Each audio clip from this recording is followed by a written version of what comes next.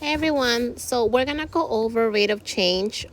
This is what you're being assessed on in your homework, but it's also in the Regents a lot, and what I'm going to use to go over it is actually Regents questions.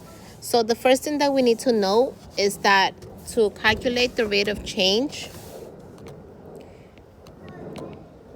you just have to divide the change in Y over the change in X. That might become a little clearer when we do an example, but please take a second to pause the video and take this note down. Okay, so let's go over this first question. To read it, the question says, on Saturday, Dave took a long bike ride. The graph below models his trip. So here's the graph. The question is asking, what was Dave's average rate of change in miles per hour on this trip? So this line right here is showing Dave's trip. And what we want to calculate is the average rate of change for the entire trip, the whole trip. So it's not really giving us it's not giving us an interval, it's telling us to calculate the entire trip. So to do that, let's identify when he started the trip. So that's right over here. And when he finished the trip. So that would be over here. Okay. So we're not really worried about any of the in-betweens. We're just worried about the start and the end. Okay. So let's now put the actual coordinates of the start. So the coordinates here. So he started at 0, 0. And then let's identify the coordinates of the end. So he ended at, and this is gonna get a little tricky because of the scale of the graph, but he ended at, if we look closely here, that would be a 5.5. So 5.5 is the X value. And it looks like 55 is the Y value of when he ended the trip. Okay, so now in order to like really see what values go in the formula, let's also label the X and Y for the start and the X and Y for the end. And so now let's just remind ourselves of the formula itself. Rate of change, and if you hear my son in the background, I'm sorry. So rate of change is equal to the change in X, the change in Y over the change in X. So let's first calculate the change in Y. So we have, for the start, we have that the Y was 0. And then for the end, we have that the Y was 55.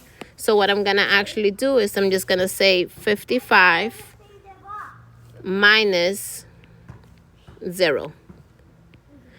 Notice that I'm subtracting because that's how you find change.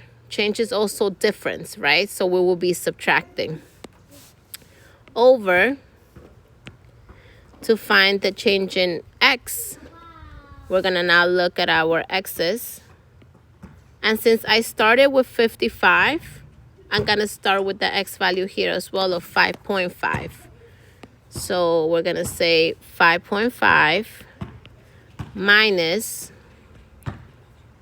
and our X value here is 0, so minus 0. Okay, so now you would use your calculator to calculate 55 minus 0 gives us 55. And And then 5.5 minus 0 gives us 5.5. Lastly, we have to figure out what is this equal to. We know that since this is a fraction, that means we're dividing. So in your calculator, you will divide 55 divided by 5, and that gives us 10. So the average rate of change of Dave's entire trip is going to be 10.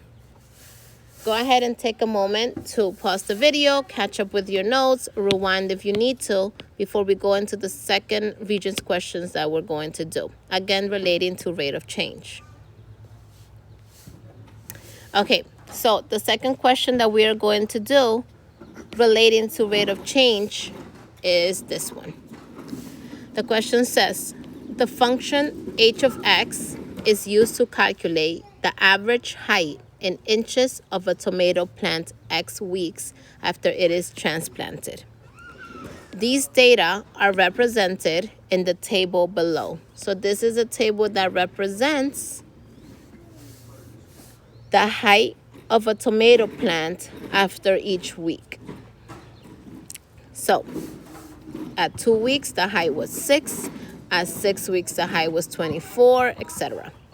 The question says, between weeks 4 and 12, the average rate of change in inches per week is. So notice, unlike the first question, we're not talking about the entire data. The question is telling us specifically to look at between weeks 4 and 12. So that means between here and here. Okay, but the formula is the same. So to find rate of change, we're gonna do, and this time I'm gonna use the word difference, okay, but it's the same thing. So let's say the difference in y over the difference in x. So again, we don't care about the 2 and the 6. We don't care about the 16 and the 64. And we don't even care about these numbers in between. We only care about 4 and 12, 12 and 16. Because the question said we're only focused on weeks 4 and 12. So now, first let's find the difference of the y's. And remember, this is our x, and h of x is another way of saying y, right? Our input and our output, same idea. So let's subtract 60 minus 12. Let me use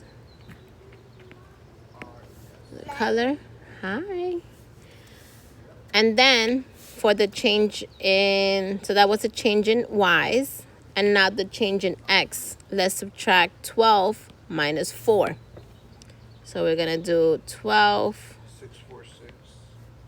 minus 4. And now we're gonna use our calculator to figure out what this is equal to. 60 minus 12 gives us 48. Over 12 minus 4 gives us 8.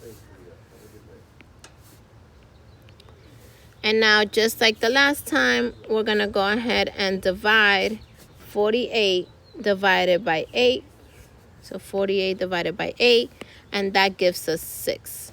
So the average rate of change between weeks 4 and 12 is 6. Okay, now I just want to go over one more, and this one is because it has to do with negatives. Okay, so it's going to be a very similar idea, and it also comes from the Regents.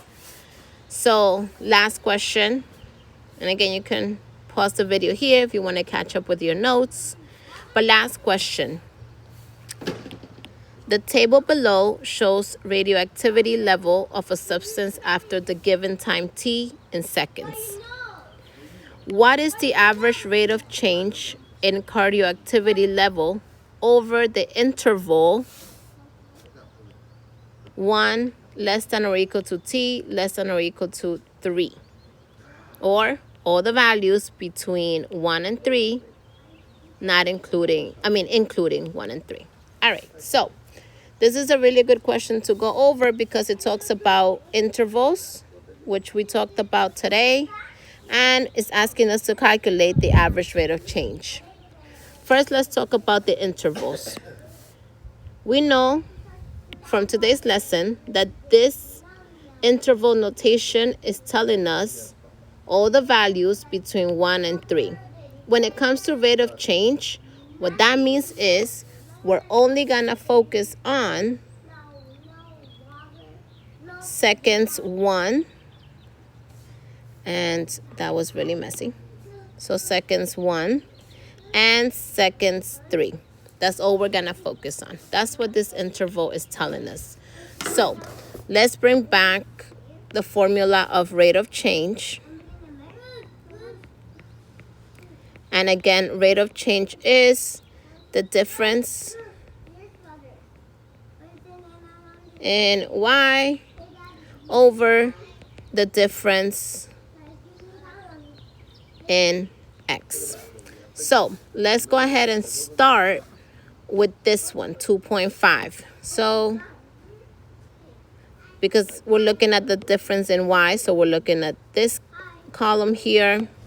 So 2.5 minus, and the other y value is 10, so minus 10 over, since we started with 2.5, we're going to also start with 3 when we're calculating the difference in x. So it's going to be 3 minus 1. So 3 minus 1. Okay. So now let's use our calculator to calculate this. 2.5 minus 10 gives us negative 7.5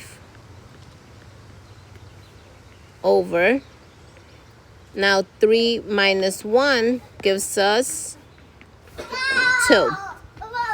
So now last step, when we divide negative 7.5 divided by 2,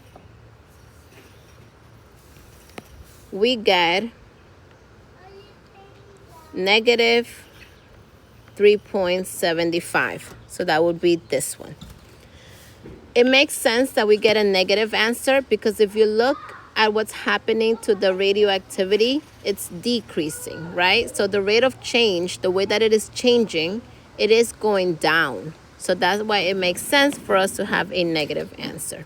You can go ahead and pause this video and take some notes, rewind if you need to, and then go ahead and do your homeworks. In your homeworks, you are gonna have some questions that do not tell you specifically between, like, for example, between what time and what time. What that means is you're calculating from the start to the end. If it gives you a graph, you're just gonna pick 2 points. So if it gives you a graph such as this one, or any type of graph, but it doesn't tell you where it starts or where it ends, just pick 2 points and calculate the change between those 2 points.